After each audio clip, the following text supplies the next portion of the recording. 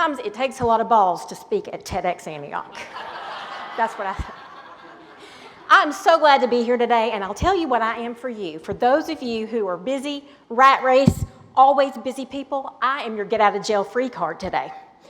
Because play is something we don't do enough, and it is very important to all of us. So we're going to start off playing a little bit, and we're going to play a quick game of Simon Says. Now, you all know the rules for Simon Says, right? I'll give you a command, and if I say Simon Says before it, you do it. If I don't say Simon Says before it, you don't do it. Pretty simple. Now, also, I want you to kind of focus on how you feel. How'd you feel when we started throwing the beach balls around? What happened to the crowd? What happened to your energy level? After we play the game, we're going to decompose it and look at what happens when grown-ups stop and play. All right? So we're going to get started with Simon Says. Go ahead and stand up, and we'll start. Some of you are already standing up. You can have a seat because you're out. I'm going to give you a do-over. I'm going to give you a do-over. You guys are pretty savvy, though, Simon Says. I'm really impressed. Simon Says, stand up. Simon Says, hands on your shoulders. Simon Says, hands up. Simon Says, hands down. Simon Says, hands up. Simon Says, hands down. Hands up. Oh, a couple of you. Everybody, Simon Says, hands up. Simon Says, hands down. Simon Says, cross your hands. Gangnam style. Excellent. Simon Says, do the Gangnam style. There we go. Simon Says, straight. Hands up. Go! Several of you are out. Okay, what I want you to do is kind of scoot in the middle for me. If you moved, you're out. You can sit down. You guys, yeah. Now, I know. And you know, there's some of you are like, so the competitive teaching model right now is like, I'm going to win this game. You can all, Simon Says, sit down. And if you were still standing, you may take a beach ball with you when you leave today. Yeah, it's fun, isn't it? Listen. Now let's take this apart a little bit. And let's look at what really happens when we stop and play. The first thing that happens is we make some feel-good chemicals. Serotonin and dopamine, endorphins, which are the same things that happen when you get a runner's high. You feel good. We start to relax a little bit. You start to laugh. You were smiling and laughing. And I don't know if you know this, but when you laugh, your blood vessels, arteries, and capillaries expand a little bit naturally, which lowers your blood pressure. That's great. When you play, you feel better. You relax. Your brain has a chance to kind of absorb new things. And the best thing about that is this chemical that I found about. It's a protein that when you play is excreted into your brain at a higher percentage than those of you who don't play. And it's called Brain-Derived Neurotropic factor. It causes neurogenesis in the brain. Neuro, brain, genesis, new. What that means is when you play, you make new brain cells. And the synaptic connections are put together in a greater number. Now, they started researching this in the 1950s with rats. And they had two control groups, a control group that played together and a control group that was kept isolated. And the play group that had time to play actually had much higher levels of this chemical, this protein in their bodies. So when you play, you relax and you're growing brain cells. So tomorrow morning, when you're ready to go out on the golf course, gentlemen, and your wife says, I don't want you to go yet, you can say, I have to go because I'm growing some new brain cells for you. And they'll have to let you go. That's the get out of jail free card right there. Another thing that play does is it keeps us in the moment. When we were playing Simon Says, and when you were bopping the balls around, you probably weren't thinking about if you were going to pay your bills in the next month, or if you wished that you hadn't had this horrible thing happen to you 5 years ago in the past. When you play, you're in the moment. And that gives your whole body another chance to kind of settle down from what's going on in your life for real. Have you ever said, oh, I can't believe I lost so much track of time? It's amazing. We do that, and we think, where did the time go?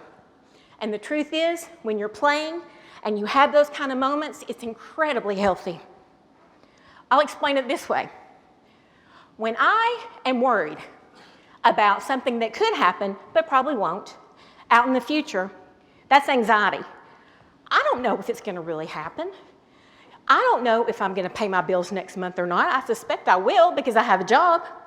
But that anxiety, fight or flight, those chemicals that come in your body, and it makes you so uptight. You can't get anything done. Then you're spinning your wheels. That's what a dissertation does.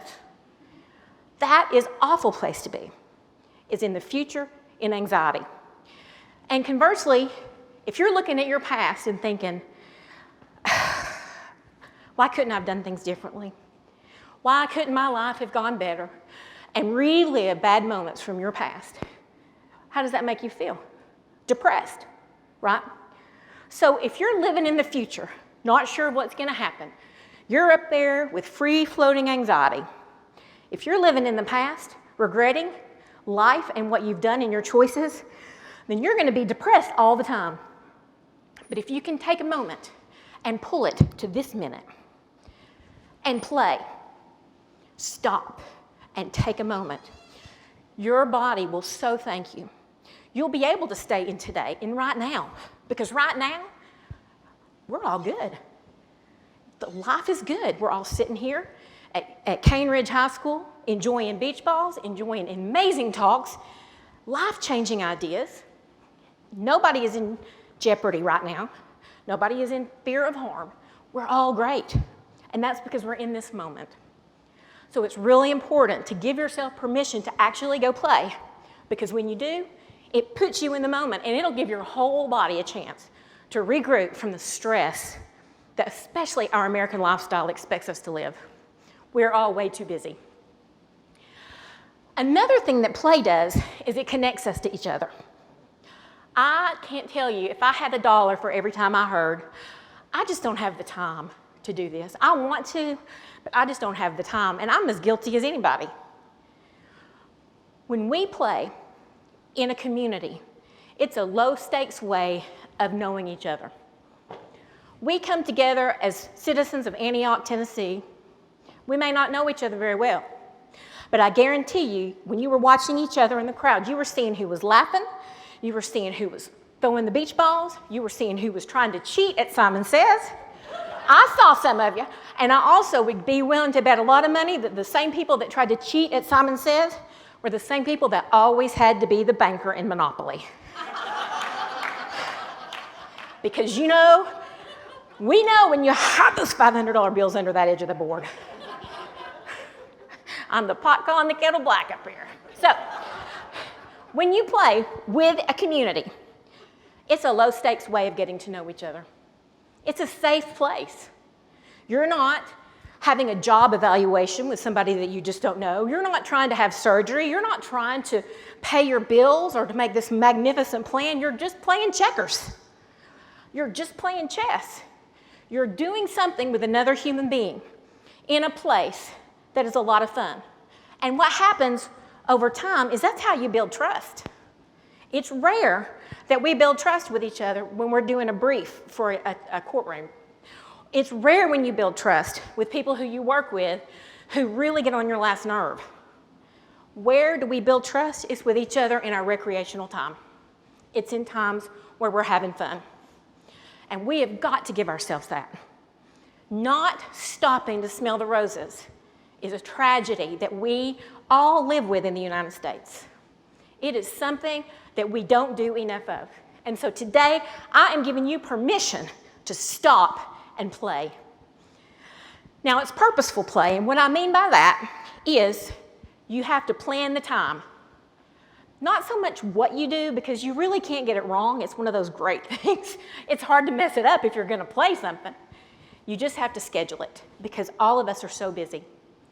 So you schedule time and you go do it. If you don't schedule it, I promise you, you won't do it. You have to make time in your life. You have to give yourself permission to stop and play. George Bernard Shaw, one of my favorites, he said it better than anybody else. He says, I didn't stop playing because I grew old. I grew old because I didn't keep playing. So I don't want to grow old today. I'm going to keep playing. I'm going to find ways to enjoy myself just for a little bit every day. I'm going to unleash my goofy side, which I'm very good at. By the way, I'm good at that. So every day I can laugh and smile. Every day my body gets a break from the stress of my real world. Every day I connect with somebody in my community that I can learn and trust and care about. So what are you guys going to do tomorrow? Play! That's right. Thank you very much.